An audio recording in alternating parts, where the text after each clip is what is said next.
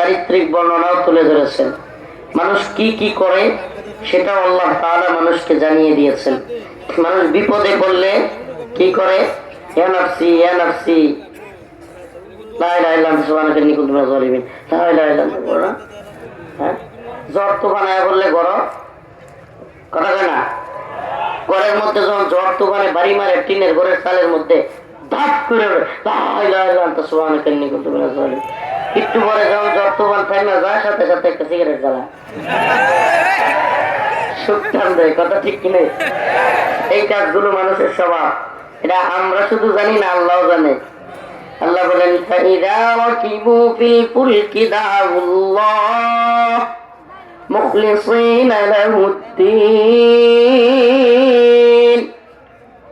ফালাম্মা নাজ্জাহুম ইলাল বাররি ইযা হুম ইউশরিকুন।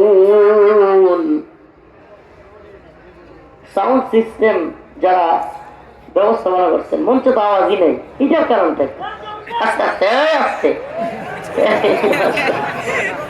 আস্তে মানে মঞ্চে মঞ্চে আওয়াজ লাগবে। মঞ্চে মনিটরের সাউন্ড নাই একেবারেই। প্রয়োজনে একটা বক্স ঘুরাই দেন মঞ্চের দিকে, প্রয়োজনে একটা বক্স, দুইটার যে কোনো একটা বক্স ঘুরাই দেন। আসলে কি করে জানেন, অনেক সাউন্ড সিস্টেমরা অনেক জিনিস আনে কিন্তু প্যান্ডেলে এবং মঞ্চে সুন্দর করে সাউন্ড ক্লিয়ার করতে পারে না। বাইরে ব্যাপক আওয়াজ দেয় কিন্তু মঞ্চে কি হয় না। এই যে মাশাআল্লাহ একটা একটা হয়েছে, জাযাকাল্লাহ। মঞ্চে আওয়াজ না আসলে, বক্তার কানেই যদি আওয়াজ না আসে তাইলে বোঝা যায় না যে তারা কি শুনতেছে কিনা। কথা বুঝেন না? ওই যে উদাহরণ জানেন না, কিছু লোক আছে টয়লেটে পায়খানা করে না, বন্ধের মধ্যে গিয়া একবারে আসমানও তুললিয়া মাথাটা নিচে রাখিয়া হেরে কেউ দেখতেছে না, মানে এমন হতেছে হেরেও কেউ দেখে না, মানে সে কারো দেখতেছে না, এমন করে যে হেরেও কেউ দেখতেছে না। আছে না কিছু লোক মাথা কিন্তু একবারে নিচে আর পিছনে একবারে উপরে টয়লেট করতেছে বন্ধ খেতের মধ্যে। আর সে মনে মনে কি ধারণা করে, যেহেতু আমি কারো দেখতেছি না আমারও কেউ আর কি। তো যাক, এখন আলহামদুলিল্লাহ কিছুটা ক্লিয়ার হয়েছে। মঞ্চে আগে ক্লিয়ার করবেন, মঞ্চে এবং প্যান্ডেলে। বাহিরের আওয়াজের চাইতেও জরুরি কি, বাহিরে অনেকে বিরুদ্ধে আছে, সব পক্ষে নাই। অনেকে আছে ঘুমাবে, ঘুমাইতে পারতেছে না। অনেকে হয় হুজুর এত রাত বসবো চিল্লায়, আছে না? তো এদের শোনানোর চাইতে আমাদের শোনা জরুরি না? যে মানুষগুলো এখানে আসছে বসছে এরা শুনতে চায়, জানতে চায়, ঠিক কি ঠিক না? আল্লাহ পাক বুঝার তৌফিক দান করুন। আল্লাহ আমাদের হালত জানেন, আমরা কে কি করি। বিপদে পড়লে আনফসি আনফসি, বিপদ থেকে উদ্ধার হলেই বুঝলে যায়। কথা সত্য না মিথ্যা?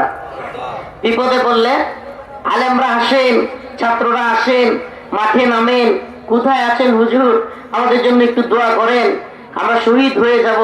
এই কথাগুলো 2024-এর হাসিনা বিরোধী আন্দোলনে শুনছেন না? কমন শব্দ দেখবেন, হুজুর আপনারাও নামেন, আসেন আসেন আন্দোলন করি, হাসিনার পতন ঘটায়, সবকিছু করেন। দিন শেষে মাদ্রাসার ছাত্ররা মারা গেল, ইসলামপন্থীরা মারা গেল, শহীদি তামান্না নিয়া হাসিনার পতন হইল। এখন নাস্তিক আর শাহবাগী হয় উপদেষ্টা। এই তো এই হুজুর আপনি একটু লাফালাফি কম করিয়েন কইতেছি। তো বিষয়টা কি, আমরা শ্রম দেই, আমরা কষ্ট করি। গতকালকের আগের দিন অথবা 2-3 দিন আগে বাংলাদেশের একজন সনাতন ধর্মাবলম্বী প্যারিসে থাকে, অনেকেই হয়তো তার ভিডিও দেখে থাকবেন, পিনাকি ভট্টাচার্য। সে তার একটা টকশুতে খুব সুন্দর কথা বলছিল যে যখন আন্দোলন খুব চাঙ্গা হয়ে রয়েছে 17 জুলাই 18 জুলাই, ওই সময় ব্যাপক চাঙ্গা সারা দেশে আন্দোলন, ওই সময়টাতে বিএনপির লোকেরা, বিভিন্ন দলের লোকেরা ওনাকে ফোন দেয়, যে আমার ফোন দিয়া খালি বলতো যে পিনাকি দা বইলা দেন সবাই রে, মাদ্রাসার ছাত্ররাও যেন মাঠে নামে, হুজুররাও যেন মাঠে নামে। তো যে মাদ্রাসার ছাত্ররা জীবন দিছে কি দেয় নাই, আন্দোলন করছে কি করে নাই, এখন মাদ্রাসার ছাত্ররা জীবন দিল, শুধু মাদ্রাসার ছাত্ররা না, স্কুল কলেজ ভার্সিটি সবাই জীবন দিয়েছে, রক্ত দিয়েছে। কিন্তু আমার বক্তব্য হলো, আপনারা যখন বিপদে পড়বেন, ঝামেলার মধ্যে পড়ছেন, হাসিনা সব গুলি করে মারে লাইতেছে, তখন আপনারা রাস্তাঘাটে আন্দোলনের সময় বলবেন আমরা শহীদ হয়ে যাব, আমরা এই জালিমের বিরুদ্ধে শহীদ হব, আয়াত পুশ করবেন, হুজুরদের কাছে দোয়া চাইবেন, ইয়ানফসি করবেন। হ্যাঁ, এখন যখন উদ্ধার হয়ে যাবেন তখন সুদখুর, তারপরে কি বলে মদখুর, গাঞ্জাখুর, ইসলাম বিদ্বেষী এগুলোর বানাবেন উপদেষ্টা। এটা হইতে পারে? হইতে পারে? ইসলাম বিদ্বেষীদের রক্তের বিনিময়ে ইসলামের শত্রুকে উপদেষ্টা বানানো হবে? এটা জাতি কি ভালোভাবে নিবে?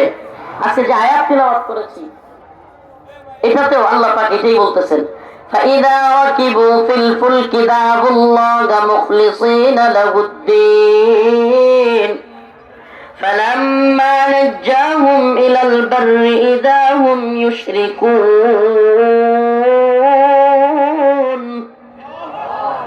আল্লাহ রাব্বুল আলামিন বলেন, فإذا ركبوا في الفلك, যখন তারা নৌকার মধ্যে আরোহণ করে, যখন তারা সমুদ্রে কিংবা নদীতে নৌকায় আরোহণ করে, সাগরের মধ্যে নৌকায় আরোহণ করে, দাউল্লাহ মুখলিসিনা লাহুদ্দিন, ঝড় তুফান আসলে তারা আল্লাহকে একনিষ্ঠভাবে ডাকে। কিভাবে ডাকে? যখন নৌকার মধ্যে ঝড় তুফান আসে তখন কি করে? আল্লাহ আল্লাহ আল্লাহ লা ইলাহা ইল্লা আনতা সুবহানাকা ইন্নী কুনতু মিনাজ জালিমিন, লা ইলাহা ইল্লা আনতা সুবহানাকা ইন্নী কুনতু, কাঁপতে থাকে বুঝতে থাকে। আমাদের এলাকায় একটা মজার ঘটনা ঘটছিল। আমাদের সামনে, আমাদের বাড়ির সামনে এক গারো চিনেন? হ্যাঁ, হাজং গারো পাহাড়ি। তো মহিলা নিয়ে যাচ্ছে, মহিলা নিয়ে তার বউ মনে হয় সম্ভবত মোটরসাইকেলে যাচ্ছে। তো আমাদের বাড়ির সামনে রাস্তাটা তখন বৃষ্টির দিন ছিল, প্রচন্ড কাদা, প্রচন্ড কাদা, প্যাক প্যাক প্যাক, প্রচন্ড নেত্রকোনা কিশোরগঞ্জ প্যাকও করে মনে হয়, কাদা প্যাক। এই প্যাকের মধ্যে আপনার গাড়ি যাইতেছে, রাস্তা একবারে কাঁচা, ওই গারো বেড়া আর বেডি প্যাকের মধ্যে মোটরসাইকেল যাইতেছে, হঠাৎ করে উল্টে পড়ে গেছে। ওইরে গিয়া গারো বেড়া না একবারে সবার সামনে গোলা বানো লিখতে আছে মুসলিম, জোরে জোরে করতেছে এইভাবে। বিপদে বললে ঠিক হয়। এই আয়াত যেটা পড়ছি এটা শানে নজুল, এমন শানে নজুল হলো আবু জাহেলের ছেলে ছিল, নাম হলো ইকরামা। কি নাম? যদিও তিনি পরবর্তীতে মুসলমান হয়ে গিয়েছেন। ইকরামা রাদিয়াল্লাহু আনহু, বাবা কুখ্যাত ইসলাম বিদ্বেষী, ছেলে সুবহানাল্লাহ আল্লাহর নবী সাহাবা। সুবহানাল্লাহ কয় না? এমন দিন কে দেখাইতে পারবে? সুবহানাল্লাহ। আবু জাহেলকে কে মারছে? মুআজ রাদিয়াল্লাহু আনহু। তারা রাসূলের কি ছিলেন? সাহাবী। রাসূল সাল্লাল্লাহু আলাইহি সাল্লাম অর্ডার দিলেন, আবু জাহেলকে গিয়ে সাহাবায়ে কেরাম হত্যা করলো। আর আল্লাহর কুদরতটা দেখেন, যেই ব্যক্তি তার বাবাকে হত্যা করলো দিন শেষে, সেই ব্যক্তির কাছে উনি বায়াত নিলেন, ইসলাম কবুল করলেন। আমরা এটাকে ওইভাবে চিন্তা করি না। আচ্ছা বলেন তো, আপনার বাবারে বা আমার বাবারে কেউ যদি মারতো, যত বড় বিশ্বাবুজুরি হোক, এই বিশ্বাবুজুরের কাছে গিয়ে আমরা জীবনে মরি দিলাম বলে কেমনে সুযোগ খুঁজলাম? আল্লাহর বি তোর একদিন মাইরালাম, একদিন তোরে আমি, আমার বাপেরে মারছো, বাপ ভালো না খারাপ সন্তান এটাও দেখে না, বাপেরে মারলে সন্তানের গায়ে লাগে কি লাগে না?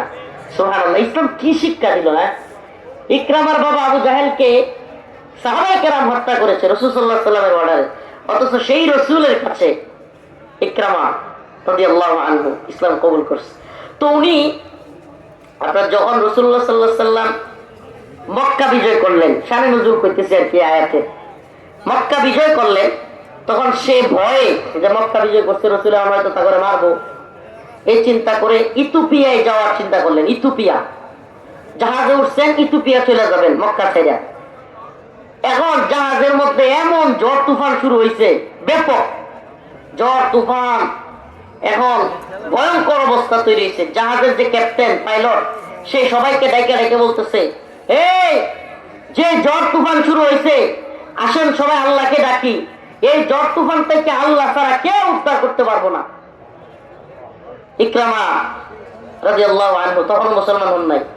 উনি বলতেছে, হে ক্যাপ্টেন কি বলো, যদি এই ঝড় থেকে একমাত্র আল্লাহ উদ্ধার করতে পারে, তাইলে আমি সাক্ষ্য দিচ্ছি সেই আল্লাহ জমিনেও আমাদেরকে উদ্ধার করতে পারে। যে আল্লাহ সমুদ্রে আমাদেরকে রক্ষা করতে পারে সে আল্লাহ জমিনেও আমাদেরকে রক্ষা করতে পারে। এবং আমি এটাও ওয়াদা করতেছি, যদি আমি এই সমুদ্রের এই ঝড় তুফান থেকে বেঁচে যাই, আমি মুহাম্মদ সাল্লাল্লাহু আলাইহি সাল্লামের হাতে হাত রেখে ইসলাম কবুল করব। সুবহানাল্লাহ বলে। সত্যি সত্যি তাই হয়েছিল। ইকরামা রাদিয়াল্লাহু আনহু ওই জাহাজ ডুবে নাই, উনি ফিরে আয়েশা রাসূলের হাতে হাত রেখে কালিমা পড়ছিলেন। সুবহানাল্লাহ।